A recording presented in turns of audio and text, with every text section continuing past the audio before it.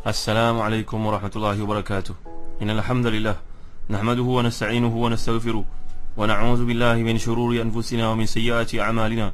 من يهده الله فلا مضل له ومن يضلل فلا هادي له. وأشهد أن لا إله إلا الله وحده لا شريك له وأشهد أن محمدا عبده ورسوله. يا أيها الذين آمنوا اتقوا الله حق تقاته ولا تموتن إلا وأنتم مسلمون. يا أيها الناس اتقوا ربكم الذي خلقكم من نفس واحدة وخلق منها زوجها وبث منهما رجالا كثيرا ونساء واتقوا الله الذي تساءلون به والأرحام إن الله كان عليكم رقيبا. يا أيها الذين آمنوا اتقوا الله وقولوا قولا سديدا يصلح لكم أعمالكم ويغفر لكم ذنوبكم ومن يطع الله ورسوله فقد فاز فوزا عظيما. أما بعد. Saudara penerbit Ustaz Mahdi Syarudin, sedang pendengar yang mulia Allah sekalian, alhamdulillah, bersyukur kita kepada Allah Subhanahu wa taala. Pada waktu ini kita menyambung kembali kuliah tafsir kita menerusi ayat yang ke-67 daripada surah Ghafir ataupun surah Al-Mu'min. Iaitu firman Allah Subhanahu wa taala, A'udzu billahi minasyaitonir rajim. Walladzi khalaqakum min turabin thumma min nutfah thumma min 'alaqatin thumma yukhrijukum tiflan thumma litablughu ashuddakum ثم لتكونوا شيوخا ومنكم من يتوفى من قبل ولتبلغوا أجلا مسمى ولعلكم تعقلون. Dia yang menciptakan kamu dari tanah, kemudian dari semani, sesudah itu dari alaqah, kemudian dikeluarkannya kamu sebagai seorang anak kecil, kemudian supaya kamu mencapai masa dewasa, kemudian agar kamu menjadi orang tua. Di antara kamu ada yang diwafatkan sebelum itu, dan supaya kamu sampai kepada ajal yang ditentukan, dan supaya kamu berakal. Semoga kamu memahami. Tuan mulia Allah sekalian, kuliah lalu kita telah bincangkan perkataan akal. Akal ni asal mula maksud dia adalah mengikat. Jadi maknanya seorang yang menggunakan akal fikiran dengan baik memperolehi potensi yang meliharanya dari melakukan perkara-perkara yang membahayakan diri. Jadi seolah-olah potensi itu menjadi pengikat baginya sehingga dia tidak terjerumus dalam perkara-perkara yang membahayakan. Ibn Ashur memahami maksud la'allakum ta'qilun ini dalam arti kata kejadian manusia seperti yang digambarkan ayat itu menjadi bukti tentang wujud Allah Subhanahu wa taala yang dengan keesaannya telah menjadikan manusia ni mempunyai akal fikiran. Takkanlah manusia yang kompleks yang terjadi dengan sendiri seperti tanggapan golongan etis. Takkanlah manusia yang ada akal ni mencatur membantu dia berfikir begitu kompleks sekali berlaku terjadi dengan sendiri. Tuan-tuan dimuliakan Allah sekalian, siapa yang memahami hakikat tersebut, maka dia telah berada di dalam jalan yang benar sesuai dengan tujuan penciptaannya. Sedang orang yang tidak memahami maksud ayat ni, maka bagaikan dia tidak berakal. Bagi orang yang tidak memahami hakikat kejadian, banyaknya nikmat Allah SWT ni, umpama orang tidak menggunakan akal dia ni tidaklah mendapat kelebihan tersebut. Sebab itu kata Ibn Ashur, ta'qilun ni tidak memerlukan objek, bahawa ia mengisyaratkan yang tidak memahami hal itu serupa dengan orang yang tidak memiliki akal. Tak payah nak sebut ta'qilun apa sebab ta'qilun tak perlu kepada maf'ul bihi, objek, tidak perlu. Tuan-tuan dimuliakan Allah sekalian, ada pula di kalangan para ulama tafsir mengatakan bahawa la'allakum ta'qilun ni dalam erti agar kamu mengetahui perkara yang hak yang telah pun memang siap ada dalam diri kamu yang namanya fitrah itu. Jadi hak yang dimaksudkan itu keyakinan keesaan Allah SWT yang merupakan fitrah dalam diri setiap manusia. Jadi kalau pandukan pendapat ini tuan-tuan, bahawa kita mengetahui hakikat kejadian manusia ni, kejadian telah menunjukkan kepada kejadian Allah SWT. Secara rohaninya kita sudah pun memaklumi segala yang kita lihat ini menunjukkan refleksi kepada wujudnya Allah SWT yang menjadikan segala sesuatu yang begitu hebat di hadapan kita. Perkataan nutfah pula mengandungi banyak makna. Antaranya makna sperma, dan ada pula yang memahaminya sebahagian daripada sperma. Tuan-tuan yang dirahmati dan dikasihi Allah sekalian, sperma yang dijadikan dalam air mani manusia golongan lelaki ini akhirnya akan menjadikan proses persenyawaan bila bertembung dengan ovum, dengan telur, sel telur yang ada dalam rahim seseorang perempuan yang ada di pinggir rahim. Allahu a'lam. Ini adalah penjelasan dari sudut sainsnya, tuan-tuan lebih faham. Alaqah Diertikan sebagai satu darah kental, darah yang berwarna sangat merah. Jadi dia sudut embryologinya, sudut embrio apa, ilmu memahami kata alaqah ni dalam erti kata sel-sel janin yang melekat pada dinding rahim setelah berlakunya pertemuan atau persenyamaan di antara sperm dengan ovum itu. Jadi sel-sel ni kemudian yang pada mulanya satu, kemudian berpecah menjadi beberapa sel yang makin hari makin bertambah banyak kompleksnya kejadian manusia ni, sehingga bergerak ke arah dinding rahim, tenggelam, selanjutnya menimbulkan menjadi proses yang berikutnya dalam ilmu yang manusia semua tahu, kejadian manusia itu sendiri. Perkataan tiflun dalam bahasa Arab, tuan-tuan yang dirahmati dan dikasihi Allah sekalian, kata Imam Raghib Al-Asfahani, merujuk kepada anak yang belum tumbuh, yang belum membesar. Jadi Al-Quran menggunakan kata ini dalam bentuk tunggal dan jamak. Tifil ini merujuk kepada anak yang baru lahir sampai dengan usia di mana dia telah pun mengenali aurat. Aurat ni sampailah dia mengenal tentang aurat. Berbeza dari bentuk jamak yang disebut sebagai atfal. Ia biasanya merujuk kepada anak-anak yang telah mengetahui sedikit sebanyak berkaitan dengan seksual, berkaitan dengan aurat. Dan itu kalau kita perhatikan, tuan-tuan yang dimuliakan Allah sekalian, Allah sebut dalam surah Nur ayat 59, A'udzubillahi minasyaitonirrajim. Wa idza balagha al-atfalu minkumul huluma falyasta'dhinu kama ista'dhana alladhina min qablihim. Kalau anak-anak kamu telah mencapai usia baligh, maka hendaklah mereka minta izin sebagaimana orang-orang yang sebelum mereka, orang dewasa, meminta izin untuk memasuki kamar, bilik ayah, ibu dan sebagainya, bilik orang lebih tua sebagai contohnya. Jadi perkataan atfal digunakan dalam konteks yang berbeza dengan tiflun. Kalau kita lihat dalam ayat yang sedang kita bincangkan ni, ayat 67, berbeza daripada ayat 59 di surah An-Nur. Atfal di sini merujuk kepada anak-anak yang sudah pun memahami sedikit hubungan antara lelaki perempuan, masalah aurat, anggota-anggota sulit sebagai contoh. InsyaAllah ada peluang nanti kita akan memuka surah An-Nur, kita lihat konteks penggunaan yang berbeza daripada ayat yang sedang kita bincangkan sekarang. Jadi penyebutan, gambaran kejadian manusia ini tak lain tak bukan sebagai timbul dalam diri manusia rasa insaf bahawa Allah SWT yang menjadikannya lebih memahami, dan sebab itulah Allah SWT mengkehendaki mereka ni beriman. Dengan sebab itu harus mereka, wajib ke atas mereka untuk mentaati perintah Rasul yang diutuskan kepada mereka, dan kepada orang yang datang kemudian sekalipun mereka harus memahami tuntutan kewajipan tersebut. Kemudian ada ayat ke-68, A'udzubillahi minasyaitonirrajim. Walladhi yuhyi wa yumitu fa idza qada amran fa innama yaqulu lahu kun fayakun. Dialah yang menghidup dan mematikan, maka bila dia menetapkan satu urusan, dia hanya berkata kepadanya, jadilah, maka jadilah ia.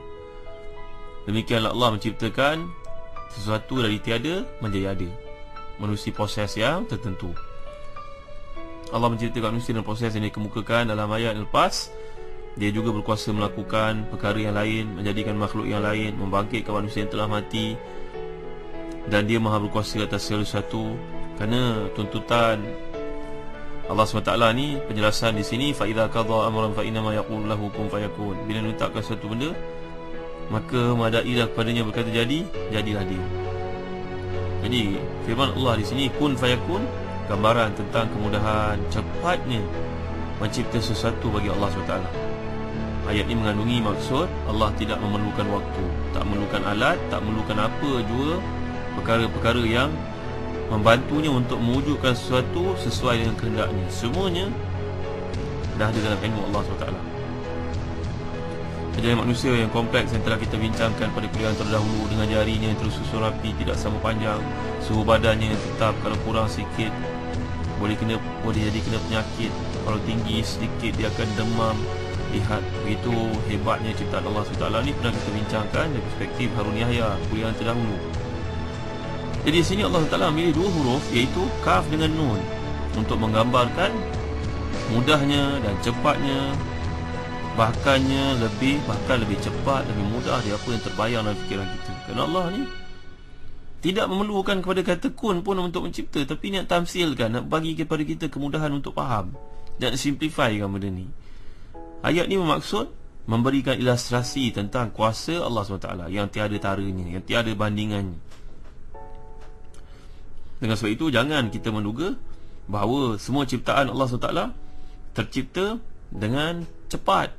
Tidak, kita harus faham ciptaan Allah SWT cipta dalam waktu yang Allah kehendaki. Ada yang seketika, ada yang mengambil proses yang lama.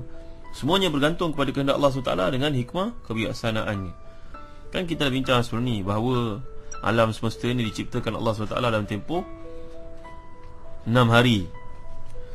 Kemudian datang ayat yang ke-69. Tuan-tuan dimuliakan Allah sekalian. A'udzubillahi minasyaitanirrajim. Alam tara ila alladhina yujadiluna fi ayatillahi anna yusrafun alladhina kadzabu bil kitabi wa bima arsalna bihi rusulana fasawfa ya'lamun idhil aghlalu fi anaqihim wassalasilu yushabun fil hamimi thumma fin nar yusjarun. Apakah engkau tidak melihat kepada orang-orang yang memperdebatkan tentang ayat-ayat Allah, bagaimana mereka dipalingkan? Adalah orang-orang yang mendustakan Alkitab dan apa yang kami utus dengannya rasul-rasul kami. Kelak mereka akan mengetahui tentang belenggu, ketika belenggu-belenggu pada leher masing-masing bersama dengan rantai-rantai, seraya mereka diseret ke dalam air yang sangat panas, kemudian dalam neraka mereka dibakarkan. Tuan-tuan, ayat ni kembali berbicara tentang golongan yang memperdebatkan ayat-ayat Allah SWT, menolak utusan para Nabi yang diutuskan kepada mereka. Kita nampak berulang-ulang kali dalam surah ini diulangi pernyataan tentang debat kaum musyrikin terhadap ayat Allah SWT. Berulang-ulang pula jawapan dan keterangan Quran untuk menjelaskan kekeliruan dan silap faham mereka. Kini kelompok yang sedang kita bincangkan ayat ini menghadapi mereka sekali lagi. Tapi kali ini tidak pula menghuraikan bukti-bukti kebatilan kepercayaan kaum musyrikin ni, kerana pembuktian yang lalu sudah pun cukup untuk menjelaskannya. Di sini yang dihuraikan adalah ancaman terhadap mereka. Jadi Allah berfirman, apakah engkau wahai Muhammad atau siapa pun tidak merasa hairan kepada golongan yang memperdebatkan secara batil ayat-ayat kami ni? Kuliah terdahulu kita dah bincangkan bagaimana Sayyidina Umar Khattab radhiyallahu anhu, Amirul Mukminin, melalui kawasan melihat padri yang sedang duduk dalam gereja. Pakaiannya lusuh, dia tidak bercampur dengan manusia lain, dia tidak berusaha untuk menikmati, menghayati nikmat-nikmat Allah Subhanahu Wa Taala. Ada makanan yang dia tidak boleh sentuh, yang berdarah umpamanya, dia tidak boleh berkahwin. Amilatun nasibah tasla naran hamiyah. Alangkah ruginya golongan ini. Segala nikmat diciptakan di atas muka bumi ini untuk dia nikmati, dihayati, dirasakan sekadarnya, tapi dia tidak mahu langsung. Dia menolak segala-galanya. Takkah Sayyidina Umar menangis melihat golongan seperti ini? Lantas tanya kepada para sahabat, mengapa Sayyidina Umar menangis? Bukankah dia seorang Kristian? Jawab Sayyidina Umar, benar. Menangis kesihan melihat dia tabah dalam kesesatannya. Walaupun dia ada akal yang digunakan Allah SWT, nampaknya potensi akal tersebut tidak digunakan dengan betul, maka dia menjadi hamba kepada hawa nafsu ini. Dia menjadi hamba kepada syaitan. Dia menjadi mangsa kepada penipuan dan penganiayaan syaitan terhadapnya. Tentu ada satu pandangan menarik dikemukakan oleh para ulama tafsir, contohnya Ibn Jarir Tabari yang tafsirnya. Dan kata-kata ini bersumberkan daripada seorang tabi'i yang terkemuka namanya Muhammad bin Sirin, bahawa ayat alam tara ila alladhina yujadilun, alam tara ila alladhina yujadilun fi ayatillahi anna yusrafun, kata beliau ayat ini menunjukkan kepada golongan yang mengikut hawa nafsu ni. Dan kita dah belajar dalam kuliah terdahulu, hawa nafsu ni tuan-tuan, maksudnya al-hawa. Al-hawa ni lain daripada hawa. Hawa orang perempuan namanya Hawa itu mengambil berkat nama isteri Nabi Adam itu Hawa, ha waw alif hamzah, ha pedas. Tapi hawa yang orang Melayu sebut hawa nafsu ni bukan sama dengan puan Hawa, nama seseorang perempuan itu. Ni kita kena bezakan. Belajar bahasa Arab tuan-tuan, belajar bahasa Arab. Antara kitab bahasa Arab yang wajib kita pelajari untuk menguasai ilmu ini ada dua buku. Satu nama Matan Ajrumiyah, satu Matan Al-Bina. Matan Al-Ajrumiyah ini, Matan Al-Bina, kedua-duanya telah ditulis semula dengan baris yang lengkap sempurna, alhamdulillah, oleh Ustaz Wan Muhammad Nasir hafizahullah. Ada peluang nak belajar bahasa Arab, iki kitab ini minta tuan guru mengajar. Kalau boleh guru boleh mengajar kitab ini, alhamdulillah. Kalau tak boleh mengajar kitab ini, carilah guru lain yang boleh mengajar kedua-duanya. Barulah kita mampu menguasai memahami bahasa Arab itu dengan baik, dari sudut untuk menguasai bahasa Al-Quran maksudnya. Jadi hawa ini maksudnya mailun nafs ila syahwah, kecenderungan jiwa kita untuk syahwat. Jadi tuan-tuan yang dimuliakan Allah sekalian, sebenarnya perkataan hawiyah, hawa ini merujuk kepada hawiyah. Hawiyah adalah yang Allah gambarkan dalam Quran, fa ummuhu hawiyah, fa ummuhu hawiyah, maka tempat kembalinya adalah hawiyah. Hawiyah ni maknanya jurang api neraka yang dalam. Hawiyah ni lebih kepada jurang, gaung. Jadi kalau kita mengikut hawa nafsu tanpa tapisan akal dalam ayat yang lalu yang telah kita bincangkan, maka dia lebih senang untuk binasa sebenarnya. Tanpa kawalan akal, iman sebagai panduan, maka mekanisme berfikir seorang itu akan rosak.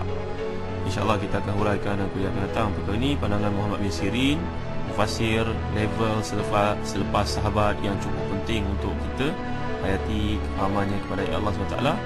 Bagi orang seperti tabi'i yang hebat, tentulah dia ambil daripada guru-gurunya seperti Ibn Abbas, Ibn Umar, Abu Hurairah, isteri Nabi sallallahu alaihim ajma'in. Maka tentulah pandangan ni ada asasnya. Nanti kita akan lihat pandangan Muhammad bin Sirin insya-Allah, di samping mengenali biodata lanjut tentang kehidupan beliau. InsyaAllah dalam kuliah akan datang, siapakah beliau ni, menariknya kita mengkaji kehidupan salafus saleh sehingga kita menyambung pada kuliah akan datang. Allahu a'lam. Sallallahu ala sayyidina Muhammad wa ala alihi wa sahbihi wa baraka wa sallam. Walhamdulillahi rabbil alamin. Wa barakallahu fikum. Assalamualaikum warahmatullahi wabarakatuh.